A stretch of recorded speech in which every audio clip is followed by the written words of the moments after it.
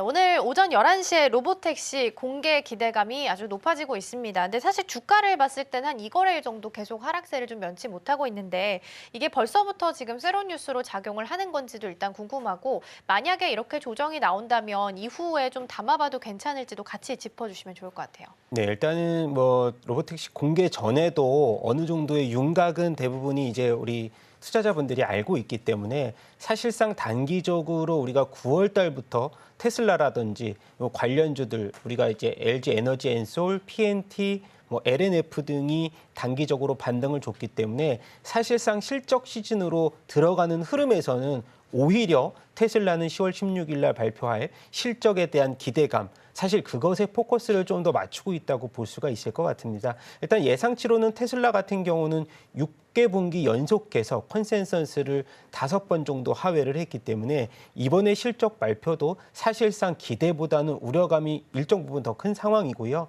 일단 증권사 월가마다 테슬라의 이 TP 같은 경우에 굉장히 엇갈린 분석을 내놓고 있기 때문에 주가의 향방으로는 10월 16일 전에도 반등이나 하락을 계속해서 우리가 염두에 두면서 변동성 확대에 대해서 좀 우려감을 어느 정도는 관망세를 지켜볼 가능성들도 있습니다. 그리고 사실상 관련주로서 우리가 LG 에너지 앤솔 같은 경우에 실적이 우리가 예상보다는 적자폭이 일정 부분 이제 보조금을 제외해서 축소가 됐기 때문에 일단 4분기 쪽으로 우리가 포커스를 맞춰볼 때는 4분기도 일단 시장의 예상치는 긍정적인 부분은 아닙니다만 최근에 12월 들어서 이제 4680 배터리에 대해서 양산 수주에 대한 기대감들이 높아지고 있기 때문에 사실상 조정 시에는 어느 정도 매수의 관점으로 분할 매수의 관점으로도 굉장히 긍정적인 흐름을 계속해서 우리가 말씀을 드리도록 하겠습니다.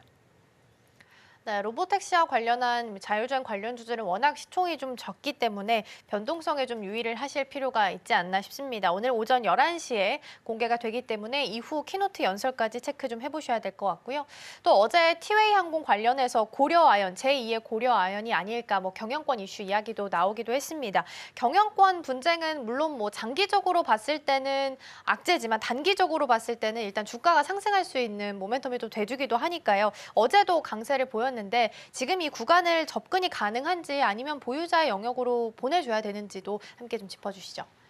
일단은 파급 효과를 봤을 때는 고려아연은 공개 매수를 하겠다고 해서 대놓고 이제 그쵸. 가격을 올리는 상황이고요. 예, 티웨이 항공 같은 경우는 공개 매수 관련돼서는 하지 않겠다고 이제 우리가 언론에서 이제 발표를 했습니다. 그래서 사실상 파급 효과가 아까 말씀드린 크지는 않지만 근데 이제 우리가 이런 부분을 예상을 해야 될 것 같아요.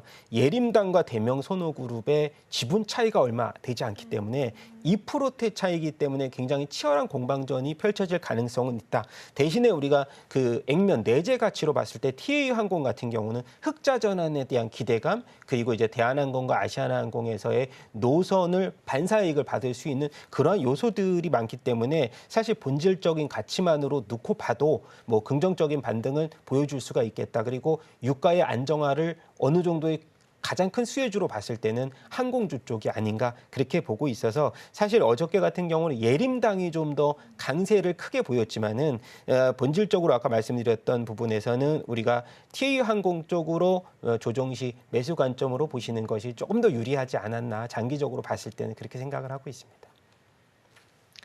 네, 일단은 공개 매수 말고 장내 매수를 선택한 것으로 보도가 좀 됐습니다. 예림당과 대명 선호 시즌 사이에서 지분 차이가 좀 크지 않기 때문에 경쟁률이 좀 치열할 수 있겠다라는 부분 짚어주셨고요. 장기적으로 봤을 때는 티웨이 항공 괜찮을 수 있겠다라고 조언 남겨주셨습니다. 비만 치료제 시장도 잠깐 점검해 보겠습니다. 이제 일정상 다음 주 15일로 예정이 좀 되어 있는데 다음 주 화요일이네요. 15일에 이제 온라인 주문 시작을 한다라고 합니다. 일정 앞두고 있는 상황 속에서 비만 치료제 사실 많이 올라오긴 했는데 지금 구간도 접근이 가능할까요? 네, 일단은 비만 치료제 시장이 15일 날 위고비에 대한 출시 기대감보다는 펩트론의 평가 계약이 오히려 조금 더 큰 호재로 작용을 할 것 같고요. 사실 펩트론과 일라이릴리가 그동안에 여러 번의 실사를 거쳐서 사실 나온 시전 계약이라고 저는 보는데 본 계약은 사실 어느 정도 50대 50이긴 하지만은 이번에 이제 평가 계약을 통해서 일단 어느 정도 청사진은 좀 그려졌다. 그래서 저는 이제 만약에라도 저희가 이제 그 펩토론에 대해서 매출 추이를 조금 이제 추정을 해볼 때는 일라일릴리가 한 12조 연평균 이제 매출로서 12조의 로얄티를 펩트론이 5% 정도의 오피 마진을 20% 가져간다고 하면은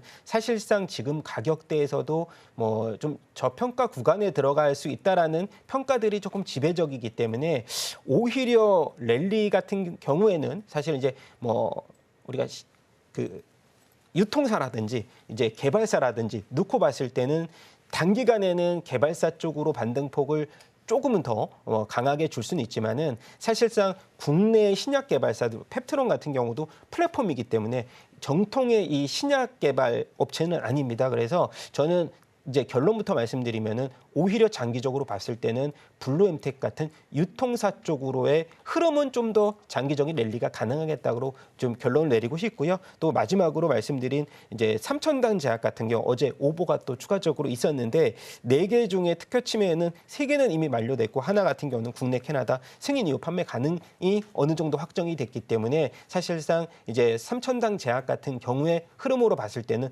오히려 이런 이벤트들이 주가를 조금 더 장기적으로 좀 긍정적인 이제 뉴스로서 해석을 할 수 있는 계기가 될 수 있다. 저는 그렇게 판단하고 있습니다.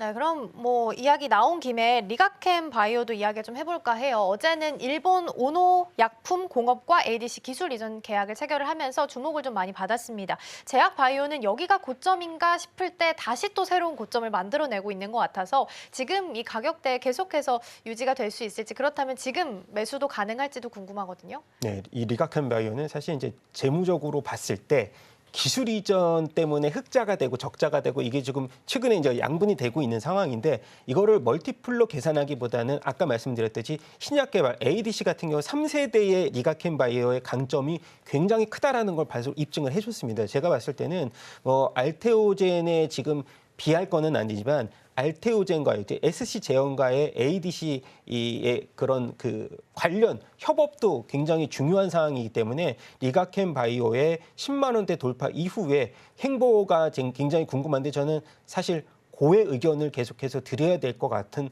분위기로 지금 흘러가고 있고요. 추가적인 기술 계약 이전에 대해서도 굉장히 시장에서는 긍정적으로 보고 있다는 말씀을 좀 전해드리고 싶고 일단 대표적으로 ADC 같은 경우에 글로벌 빅파마들도 계속해서 기술 개발을 뭐 한 400건 정도 이상 이어지고 있는 상황이기 때문에 긍정적인 이슈로 계속해서 바라보고 있는 상황입니다. 그러니까 여기가 고점인가 싶어서 접근을 못하는데 또 새로운 고점을 좀 만들어내고 있습니다. 여전히 고에 대한 의견 같이 좀 주셨고요. 어제 또 기사 나온 거 보니까 엔비디아는 향후 12개월 동안에 나와 있는 블랙웰 수요가 모두 완판됐다라고 합니다. 여전히 HBM이 이 시장을 좀 장식을 하고 있는데 삼성전자랑 SK하이닉스 주가 차별화가 지금 HBM에서 나오고 있기 때문에 오늘도 이에 대한 영향을 좀 받지 않을까 우려가 됩니다. 주가도 개장한 후에 함께 좀 점검해 보도록 하겠습니다. 오늘 시장 문 열고 돌아오겠습니다.